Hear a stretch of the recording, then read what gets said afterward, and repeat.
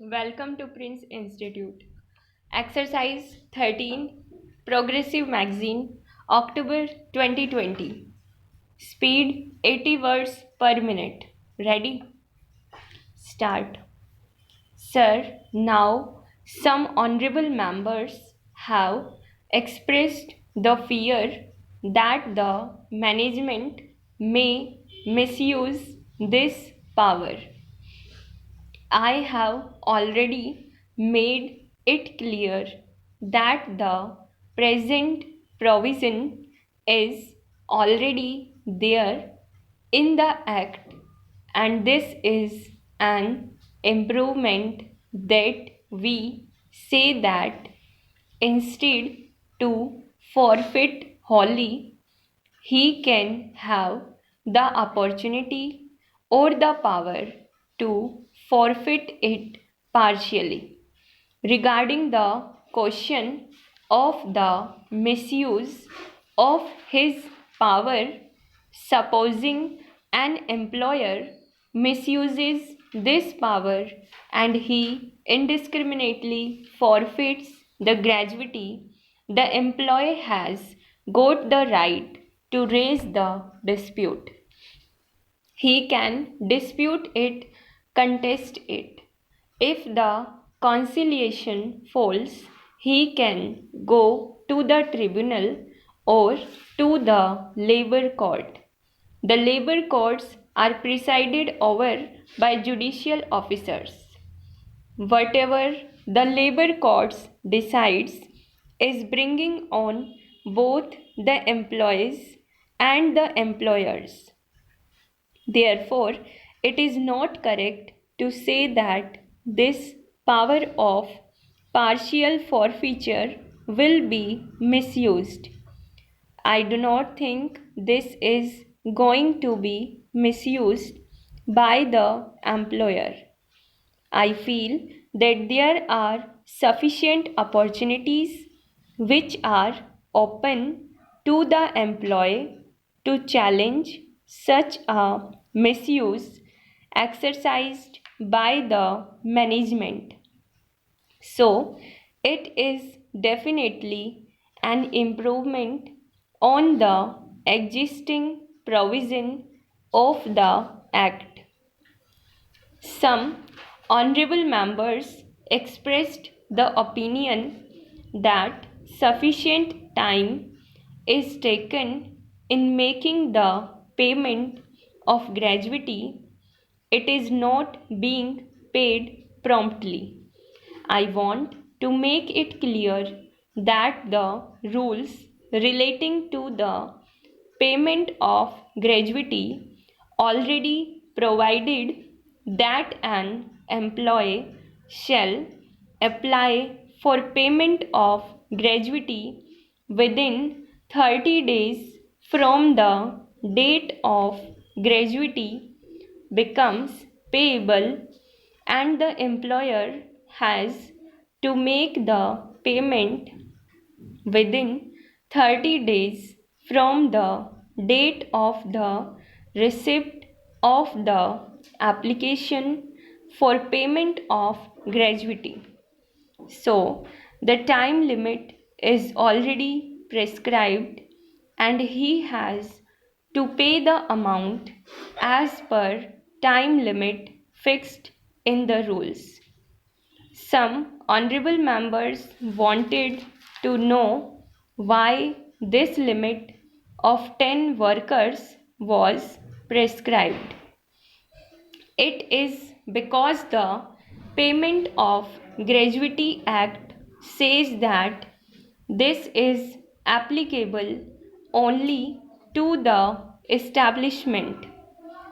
In section 2, it is said to what category of industries and establishments it is applicable. So, in the Act, it has been made clear that such other establishments or class of establishments in which 10 or more employees are employed or were employed on any day of the preceding 2 months by notification, especially in this behalf.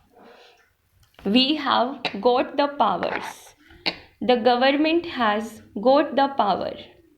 It is applicable only to the establishment where the workers are 10 or more. Now the question is why it should not be made applicable to all the establishments irrespective of the number of workers. The question is whether an employer having 2, 3, 4, or 5 workers has got that capacity. He has not got that capacity at all. When he has not got the capacity, he has not got the capacity. What is the use of having legislation and thrusting that legislation on him? Therefore, what he felt was that so far as this legislation is concerned, it should be made applicable only to bigger establishments which can employ at least 10 or more workers. Then I want to tell the honorable members that government has got the powers to extend this act to other establishments also. Accordingly, the central government has specified motor transport undertakings, clubs, chambers of commerce and industry, association, federations, inland water transport establishment and such local bodies in which 10 or more persons are employed.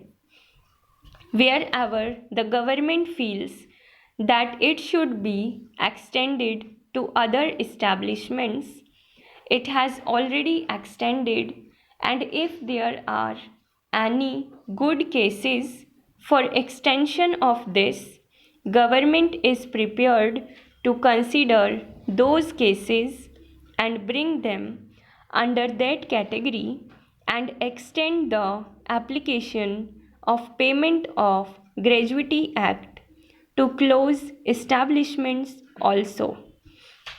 Now we have come to the conclusion that it is necessary to amend the definition of continuous service under the Industrial Disputes Act also.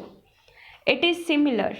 However, it has become necessary to amend the constitution of continuous service in the payment of gratuity act because of the judgment of the Supreme Court. It is possible that we may have to carry out similar amendments in the Industrial Disputes Act in due course.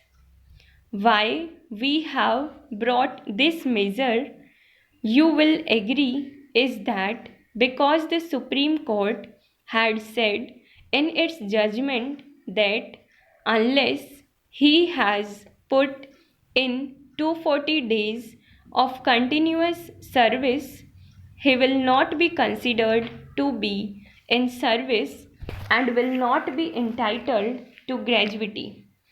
What we have said is for the definition of continuous service, he will be considered to be in continuous service even if he is on unauthorized leave unless he has been punished by the management, and for punishing the worker, the management has to punish under the standing orders.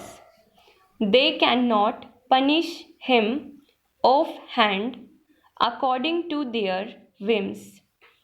If he has to punish him, certain procedure is there which has to be gone through. After completing the procedure, only he can punish him. If the employer is misusing the powers, then the employee can raise the Industrial Disputes Act